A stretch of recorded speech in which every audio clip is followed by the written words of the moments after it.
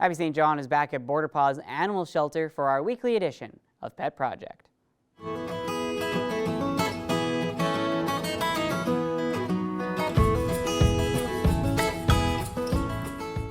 I'm back at Border Paws Animal Shelter for our weekly edition of Pet Project, and today we have Summit, one of their longest residents here. He is an absolute sweetheart, very energetic though, and quite rambunctious, but a sweetheart nonetheless. Yeah. So tell me about his story. As I said, he is one of your guys' longest residents. So tell me how long he's been here and what his best fit would be. So actually on the 20th of October, was 1 year since Summit was brought to us. He was brought in from a member of the public. He's found north of Blackfoot. He was roughly 6 months old when we got him. He's now 1.5 years. So yeah, he's our second longest canine resident, our first being Kita, of course, who's been on here before, but we would really love to find this guy a home because he is very sweet, very energetic, very hyper. He's selective with some dogs, but for the most part, he gets along with all of them. He's such a good boy.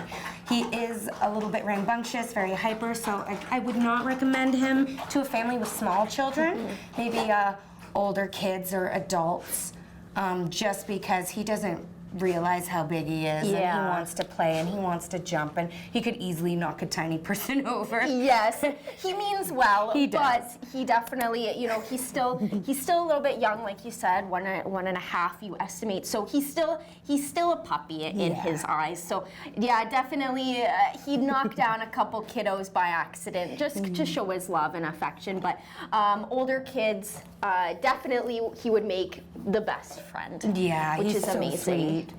Now you have a Christmas event coming up as we are now heading into the holiday season. That started. People are starting to pull out their decorations, and with that, a Christmas craft fair is the perfect event to go to if you're looking for new Christmas decorations or anything like that. And you guys are going to be a part of the Christmas craft fair. So tell us what we need to know about it and how they can support Border Paws. So we are going to have a booth set up at the Christmas craft fair. We usually do every year. We'll have some fuzzy critters there with us.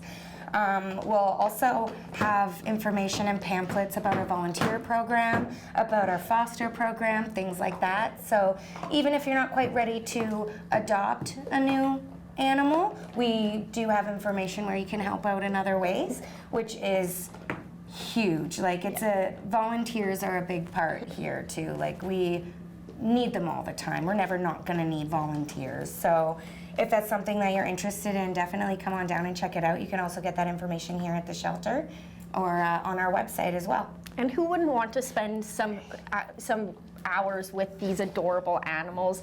That's in itself payment enough, especially. So if they are interested in volunteering, what information do they need to do, or where do they need to go to find that information? So our volunteers need to be at least 16 years of age to be here without a parent or a guardian.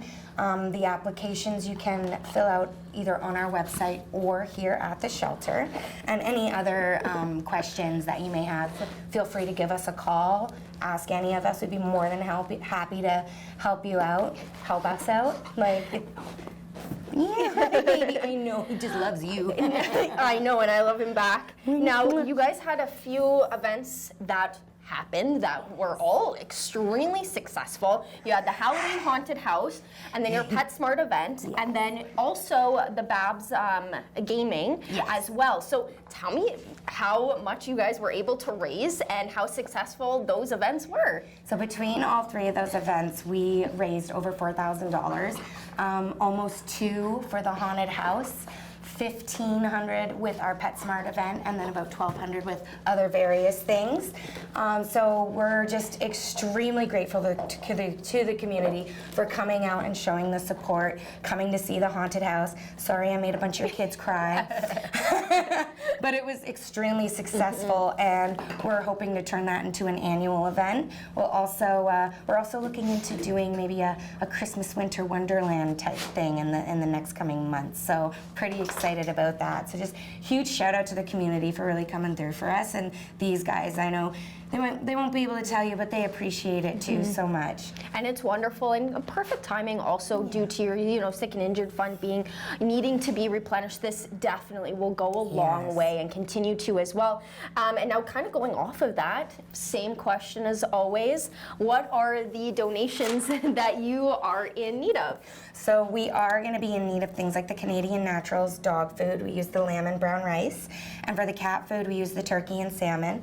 You can find those at Pet Planet for sure, and possibly Pet Value as well.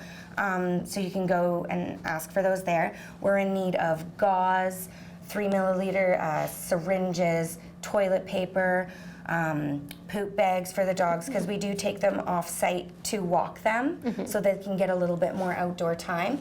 We're also in need of things like cat bedding, bleach, steel buckets, things like that, and also warm sweaters, coats, and boots for our doggies, size large to extra large, because all our dogs are bigger breeds, and with the colder months, they're really susceptible to frostbites. We don't keep them outside.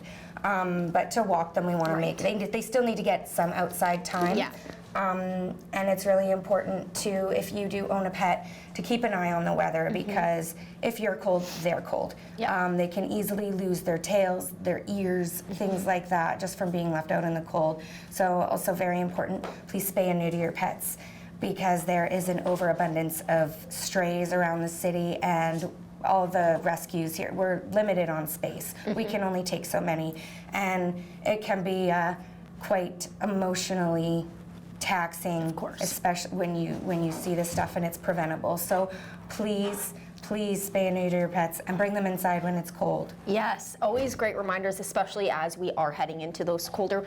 We're seeing a little bit warmer temperatures at some days, but we are getting to those freezing temperatures, and it is very important to make sure you watch the signs your dog or even your cat are giving you, because they're similar to what humans show. As I've spoken to vets for this purpose, it is very important. So great reminder for those. And it's always great to remember that your pets do feel cold when just like we do. So amazing. And Summit, he was an amazing guest, and hopefully this will give him the push to get him his forever home finally. So thank you for joining me. Thank you. So he's a purebred good boy, I can tell.